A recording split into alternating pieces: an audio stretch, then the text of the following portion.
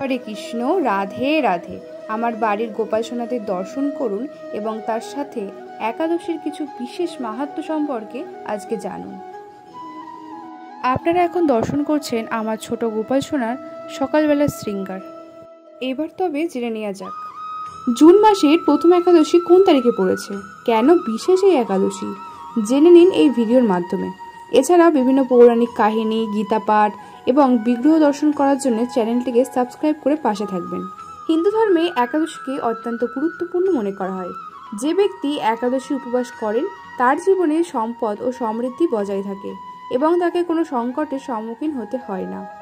June মাসের প্রথম একাদশী পালিত হবে ৩রা জুন সোমবার। এবার হবে অপরা একাদশী।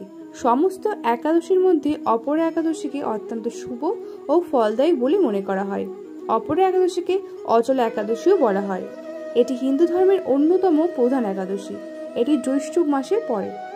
এই উপবাস ভগবান বিষ্ণুর কৃপিকম রূপের পুজো করা হয়। এবার অপরা একাদশী তৈরি হচ্ছে আয়ুষ্মান যোগ। এই শুভ যোগে পুজো করলে বহুগুণ বেশি ফল পাওয়া যায়।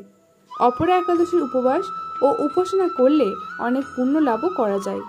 এই দিনের শুভ প্রভাবের কারণে ব্রহ্মহত্যা, পরনিন্দা এবং অশুভ কাজের মতো পাপ থেকে মুক্তি পাওয়া যায়।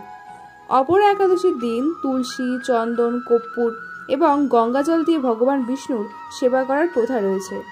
যারা অপরা একাদশীর উপবাস পালন করে তারা তাদের পূর্বপুরুষদের পিণ্ডদান প্রদানের মতোই ফল পায়।